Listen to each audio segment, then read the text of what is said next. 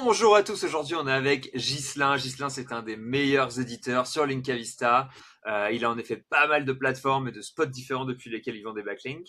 Et la première question que j'avais envie de te poser, Ghislain, aujourd'hui, c'était dis-nous, comment est-ce que tu as commencé la vente de liens? Comment est-ce que tu as grossi dans la vente de liens? Ça a été quoi un peu les grandes choses que tu as exécutées dans la vente de liens, les stratégies que tu as pu mettre en place qui t'ont fait passer dans les meilleurs vendeurs pour le coup et qui t'ont fait grossir sur la partie vente de liens? Bonjour à tous, merci en tout cas Léo pour l'invitation. Moi j'ai une expérience assez sympathique parce qu'on a mon premier site en fait il est né en même temps que ma fille. Donc il est né Ah, trop bien. du coup il y a bientôt 7 ans.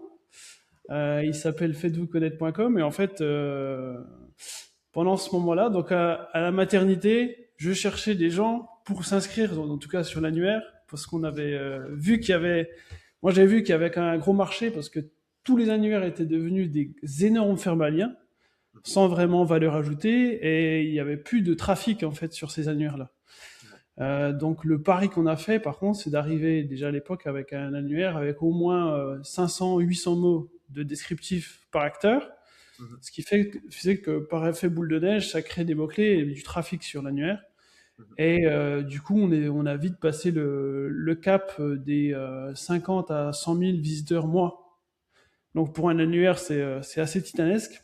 Ouais. Par contre, pour arriver à faire ça, bah, à la maternité, j'étais avec mon téléphone, notamment Facebook Messenger, et je spammais à l'époque toutes les pages Facebook Pro, parce que ça Ah fonctionnait, il ouais. y a 7 ans, ça fonctionnait beaucoup Ouais. sur ce canal-là.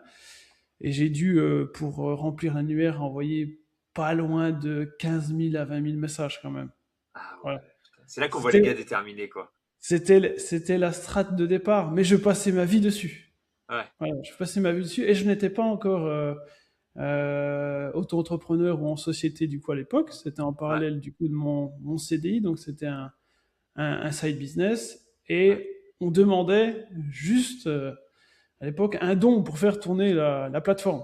Pas mal. La technique du don. Voilà, la technique du don pour se lancer. Et après, de fil en aiguille, j'ai eu mon premier, en tout cas expiré, on pourra en reparler tout à l'heure, mon premier achat. Ouais. Et je me suis dit, bah, finalement, est-ce que ça serait pas mal peut-être de passer à un, 2, 3, 4, 5, 6. Mais mes forces derrière, moi, c'est plutôt la création de plateformes et on Mhm. va dire d'annuaires dédiés à chaque fois, annuaire, Ouais. blog, couplé. Ok. Et du coup, t'étais à la base, toi, t'es créateur de plateforme, t'es plutôt team plateforme. Les sites que t'es dit, je me souviens, on en a parlé plusieurs fois, hein, mais c'est Mon Expert Digital où tu trouves des freelances, des experts digitaux. Verifsite pour savoir si les sites ils sont légit et qu'il n'y a pas de scam derrière. Trouver ta formation pour trouver une formation, tu vois. On est plutôt sur de l'annuaire, de la plateforme de l'annuaire, quoi. Comment ça se fait que tu t'es dirigé plutôt vers ça initialement? Est-ce que c'est parce que t'avais en fait justement ton site Faites-vous connaître et du coup tu avais l'habitude des plateformes et tu t'es dit allez je continue dans les plateformes et je fais différents créneaux? Est-ce que c'était une autre logique derrière? Comment ça se fait que tu es tombé dans les plateformes et les annuaires plus que les expirés, les blogs traditionnels? On va dire c'est un créneau que j'ai choisi tout simplement pour me différencier notamment de la concurrence et des confrères. Ouais. Euh, et c'est surtout pour avoir une volumétrie de page qui est assez intéressante côté aussi annonceur, pas avoir juste un blog qui vivote. Et moi, étant donné que j'avais déjà quelques clients aussi à l'époque, ce qui me chagrinait, c'est à chaque fois de trouver des spots, mais sans trafic, Ouais. sans RD, sans qualité. Et du coup, on a toujours essayé d'avoir cette partie-là, ouais, plutôt plateforme. Après, on a quelques blogs, mais on tape vraiment plutôt côté artisanal sur la qualité, pas sur le volume, en tout cas de sites. Et à ce jour, on est à 30, voilà, on a 30 sites à gérer et on a une récurrence vraiment dans la production aussi de contenu. C'est-à-dire qu'on essaie de Ok. publier 10 articles, on va dire, par mois, par plateforme au minimum.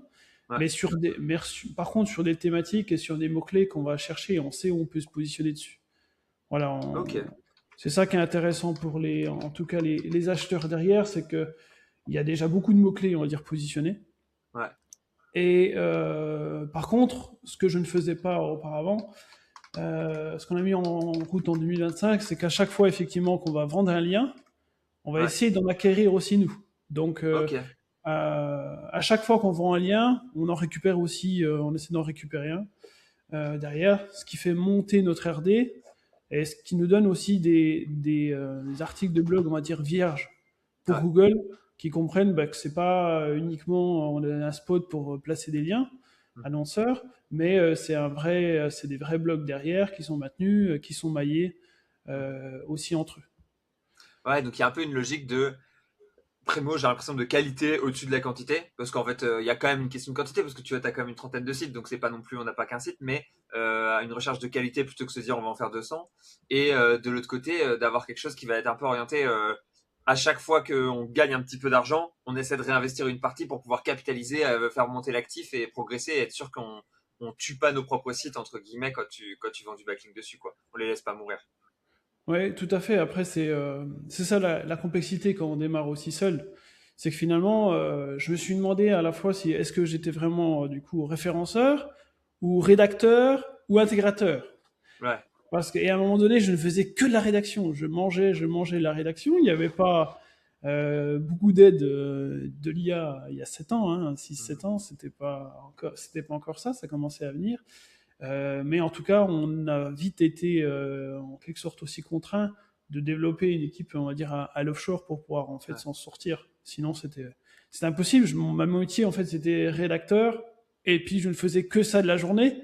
Puis quand tu as le nez dans le guidon, bah, tu te dis, bah, en fait, il y a toutes les autres tâches, il y a le développement aussi d'autres Ouais. plateformes à faire, je peux pas le réaliser, quoi.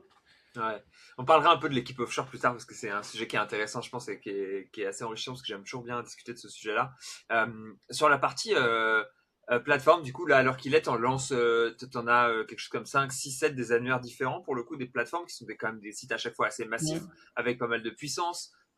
Du trafic en conséquence. Je sais que Verifsite, ça fait partie des sites qui ont le rapport prix pour volume de trafic qui est vraiment vraiment très intéressant parce que je sais plus exactement à combien tu le vends mais ça doit être une cinquantaine d'euros et en termes de traf ça fait des quantités de traf qui sont quand même assez impressionnantes. Je crois que tu as branché ta Search Console en plus chez nous sur Verifsite si je ne m'abuse et c'est pour ça J'ai qu'on été a un des des pionniers, effectivement, de la Search ah Console là là chez vous.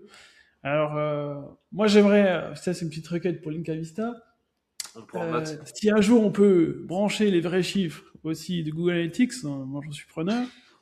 Parce que entre la Search Console et puis, par exemple, sur Verifsite, on a, allez, plus de 30% du trafic qui émane de Bing, en fait. Ah ouais, Donc, ça c'est donc fou. cette partie-là, voilà, elle est pas forcément visible.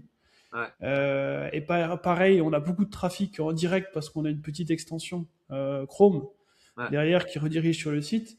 Donc en fait, le référencement, on va dire, allez, maintenant moins de 50% des visiteurs sur le site.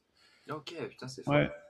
Et étant donné qu'on est beaucoup, nous, sur l'acquisition, on va dire, de trafic, Ouais, de l'aspect communautaire avec justement nos plateformes, ouais. derrière, il y a les annonceurs sont très focalisés sur ce qui se passe sur Google, mais pas sur, Mhm. on va dire, l'aspect audience générale d'un site. Ouais, sur l'aspect potentiellement Voilà. réseaux sociaux, sur l'acquisition directe, sur les effets de marque, sur tous ces trucs là quoi. Par contre, ce qui était bien avec le branchement de la Search Console, c'est qu'on a pu aussi se différencier du reste avec les fake keywords. Ouais. Et ça, du coup, c'était pour nous assez important parce que finalement, on se rend compte il y a des sites sur lesquels il n'y a pas de visiteurs, si ce n'est par exemple on va dire des mots-clés streaming. Ouais, ouais, Et voilà, des on mots-clés les streaming, connaît. mais bon, on le voit côté concurrentiel. Ouais. Papy Euh, streaming, changement de plateforme, hop là, là c'est bon, c'est gros mot-clé voilà, là. streaming, changement de plateforme, plus la récurrence avec le mois qui change Ouais. dans le title et dans la H1 à chaque mois, donc du coup ça tourne bien. Mais en tout cas, ouais, au moins c'est la transparence côté acheteur. Ok. Et de mon côté, c'est le plus important, c'est vraiment la transparence côté acheteur et aussi sur la durabilité du lien. Ouais. Il y a rien de pire que d'acheter un lien et qui saute en fait 3-6 mois plus tard dans l'index. Ouais. Parce que c'est vrai que tu peux, t'arrives, tu as acheté un lien, tu l'indexes directement, ou tu le pousses à l'indexation avec les petits outils qu'on connaît, mais derrière, t'as pas d'assurance que le lien il tienne dans le temps. Ouais. Voilà. Alors que quand tu as un article effectivement qui est maillé avec d'autres articles sur le blog, qui est Mhm. aussi rafraîchi tous les 2-3 ans. nous on rafraîchit les articles derrière, et ben justement ton lien il tient dans la durée. Ouais. Ouais. Et après c'est pour ça idem côté forum en fait, c'est un gros travail de vérifier si le lien est déjà toujours présent, s'il est toujours indexé et s'il n'a Ouais. pas sauté véritablement dans le temps. C'est pour ça, quand Ouais, nous, quand en tu tant que dis. référenceurs, moi je pense qu'avec ton agence, tu as peut-être ça, mais chaque fois que tu as l'acquisition d'un lien client, bah, finalement, il faut que tu le suives dans le temps parce que ton investissement que toi tu as fait au départ, Ouais. bah, il faut que quand même il tienne dans la durée pour le client. Ah, il faut pas que l'argent se perde, quoi. Tu vois, c'est un investissement, justement, comme tu dis, c'est pas une dépense opérationnelle, entre guillemets, qui se doit d'être présente. Normalement, c'est quelque chose sur lequel tu capitalises. Mm. Tout à l'heure, tu disais que tu avais pas mal de sources de trafic différentes. Est-ce qu'en termes de monétisation, c'est le cas aussi? Est-ce que tu as plusieurs sources de monétisation pour tes plateformes? Euh, ou est-ce qu'à l'heure qu'il est, ça reste quand même la vente de liens qui est une très grosse majorité? Comment ça se passe d'un point de vue monétisation sur les plateformes?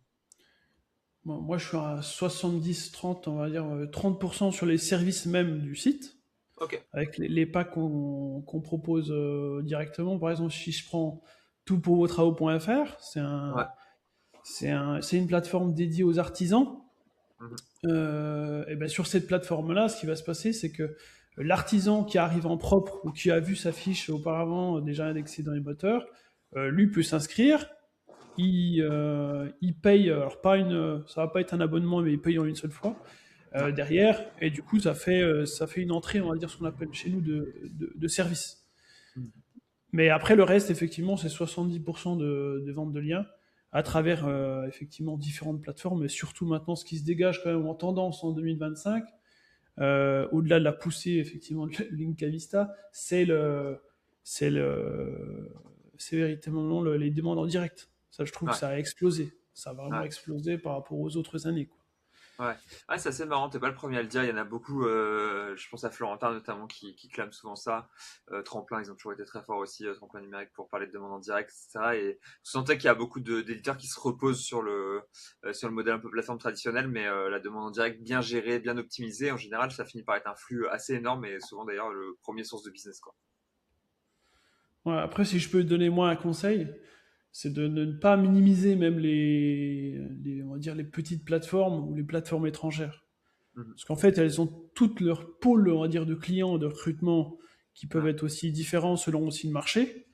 Et finalement, les clients qu'on a sur Linkavista ou d'autres plateformes, Irefera, etc., si on prend par exemple les clients sur Etsy ou WordPress, tu vois, il y a ouais, pas, c'est pas des clients que nous on aura en direct, si tu veux. c'est pas Ils les sont mêmes, ouais. parfois aussi captifs directement sur les plateformes.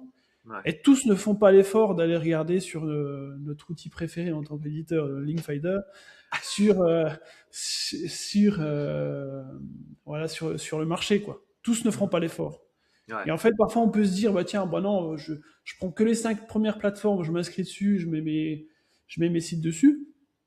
Mais en fait, même si on glane, imaginons 5-10 commandes, on va dire par trimestre sur les petites plateformes, ouais. ben, au final, à la fin de l'année, on se retrouve avec un beau chiffre d'affaires quand même Ouais. additionnel. Ouais, tu peux facilement aller chercher, peut-être, tu as 30% de plus en étant sur un peu toutes les plateformes possibles, VS juste les 5 plus essentiels, quoi. Ok, c'est intéressant. Mm. T'en as. Ok, ok, c'est marrant comme truc. Et donc une monétisation qui est quand même assez forte sur la partie vente de liens, évidemment, c'est ton gros truc, ton gros pôle. Alors, est-ce que alors qu'il est, Linkavista, on est dans le top 3 de tes plus grosses plateformes en Oui, volume? vous êtes dans le top 3. Youpi! Je Bon, demanderai pas vous plus avez sur le notre temps. position parce que j'ai peur qu'on soit pas plus haut. Donc ça sera déjà bien top 3, ça me va très bien. Ouais. Bon, en tout cas, vous êtes sur les plateformes vraiment émergentes où vous avez vraiment beaucoup poussé effectivement en 2025, hein. Ouais. Ouais, ça a beaucoup Euh, poussé. Et ce qui est intéressant, c'est la fluidité entre les annonceurs et les éditeurs. ouais. Tu Voilà. sens que ça marche bien, que c'est pas trop compliqué. Ben, déjà, ce qui est intéressant, c'est qu'en tant qu'éditeur, on peut choisir si on accepte la mission ou pas. Ouais. Parfois, sur certaines plateformes, je pense à iReferrer, on peut pas dire ben, est-ce qu'on accepte le deal ou pas, Ouais. et on peut pas directement le négocier. On n'a Ouais. pas de capacité de modifier, par exemple, le montant si c'est des sujets un peu sensibles. Et, euh, et après, ce qui est intéressant, c'est qu'on n'a pas besoin de solliciter sans arrêt le support pour faire nos propres deals. si tu veux. Ouais.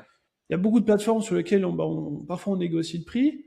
On va négocier avec le chat annonceur. Après, on retourne sur le support. Il faut que le Ouais. support réagisse et on sait que les délais de côté de temps de traitement de support peuvent être parfois très longs suivant la demande. Ouais. Petit message pour notre ami Michael. Et derrière, c'est pour ça que vous avez aussi traité tout ce qui était fort aux questions de votre côté avec les nombreuses facs. Du coup, je pense que ça vous fait gagner un temps titanesque. C'est l'objectif. Voilà, c'est l'objectif. Mais en tout cas, ce qui est vraiment très appréciable, c'est cet aspect deal derrière. Après, étant donné qu'on a dit qu'on donnait quelques astuces dans ce call-là, ce qui est intéressant à faire, c'est parfois c'est l'upsell ou la vente additionnelle. Ça, on le fait pas souvent. C'est-à-dire que on termine un deal, une vente. Ok, mais qu'est-ce que tu as, toi, comme spot, qui correspond aussi à la thématique du client? Donc, du coup, tu prépares un message, tu l'envoies après directement à l'annonceur. Ouais. Parfois, ça fait bouche, parfois, ça ne le fait pas. Voilà. Okay. Mais parfois, étant donné que on a tous, on va dire, un plan de netlinking pour nos clients, voilà, à peu près, ça dépend il y en a qui préparent le plan, on va dire, en live, d'autres à trimestre, voire carrément à l'année. Moi, je connais des agences, c'est à l'année, hein. Après, moi, les spots à l'année, voilà. Moi, voilà, c'est un peu trop lointain pour moi, tout ça, mais en tout cas, parfois, elles se souviennent que s'il y a un spot, par exemple, qui refuse le lien, ce qui arrive, hein, Ouais. qui Ils refuse peuvent le revenir lien, te voir pour ajuster le plan, quoi. Ouais. Et du coup, elle nous ajoute après aussi dans le listing, donc c'est toujours bon à prendre. Ok. Et tu dirais que c'est quoi le taux que tu as donc pour ceux qui suivent et qui sont intéressés, le but c'est tu conclus un deal, le deal a bien marché, derrière tu lui dis quelque chose du genre ah bah tiens je vois que dans cette thématique là j'ai aussi ce site là sur lequel tu peux acheter des backlinks à ce prix là par exemple. Et ce qui permet à ce que la personne elle continue potentiellement à t'acheter et à commercer avec toi et à augmenter la valeur du deal quoi plus ou moins. Tu dirais que c'est quoi le taux de réussite que tu as sur les messages en upsell? Est-ce que c'est 1 sur 10, 1 sur 5, 1 sur 2 qui va accepter un upsell? Tu dirais que c'est combien? Je dirais plutôt qu'on est entre 10 et 20%. Ok, ouais. Voilà. Derrière, après, ce qui est intéressant de faire, c'est un peu de l'industrialiser. On prenait juste un fichier Google Sheet. Vous mappez déjà vos spots en lien avec les thématiques, hein. Par exemple, si on a fait une vente sur tout pour vos travaux, on va pousser d'autres spots, on va dire plutôt maison, immobilier, BTP. Et donc du coup, le message en fait, il est déjà préfabriqué. Je veux dire, à la fin, on change juste on peut juste personnaliser un peu le message ou changer le nom de la plateforme et puis ça passe. Par contre, là où c'est délicat, c'est l'aspect commercial. Faut vraiment pas prendre un message bêtement, copier-coller, et puis tiens, je viens de faire une vente sur Linkavista, je publie ça sur les référeurs. Mais il y en a plein comme ça, hein, ça arrive aussi. Commander, là, on se fait blacklister par les plateformes. Voilà. Après, ce que je disais, c'est que chaque plateforme a ses règles. Donc soit l'objectif, c'est de les suivre, c'est d'être partenaire avec les plateformes. C'est pas de nous embrouiller avec certaines plateformes. Quand il y a des soucis, c'est plutôt les faire remonter, plutôt que de régler nos comptes parfois avec les annonceurs. Moi, je prends l'exemple classique, il y a toujours le cas de figure là, mais on a tous à un moment donné un annonceur qui tente des liens sensibles. Ça arrive. Ça arrive tout le temps. Tout le temps. Voilà. Je les connais tous, ils sont tous à me dire ah putain on a tenté. Genre les gars c'est bon, arrêtez, jouez le jeu voilà. un peu au moins quoi. Donc du coup, mais parfois ils gagnent parce que nous on regarde pas les liens et parfois la sémantique étant extrêmement bien faite. Je prends l'exemple j'ai un site par exemple sur tout ce qui est agriculture. On m'a fait un article sur comment brosser son chien, j'ai un truc comme ça, comment les meilleurs produits pour brosser son chien, pour l'hygiène du chien, etc. Et le gars, il m'a posé un lien casino. À la fin, j'avais pas vu. Il m'a posé un lien casino à la fin. Puis je dis, mais c'est quoi ce lien? Je regarde. C'était déjà publié par l'équipe. Je dis, ok, mon gars, t'as gagné, le lien, il est passé. Et depuis, on fait attention. Après, ce qui est bien, c'est qu'on a la contre-proposition leur disant, voilà, vous avez la catégorie lien sensible, jouez le jeu. Et puis après, on négocie un petit peu, quoi. Ouais. Ouais. Ok, ok, ok. Bon, bah écoute, super intéressant. Merci beaucoup pour tous ces conseils, Gislain. C'était très cool d'avoir tous ces conseils là-dessus.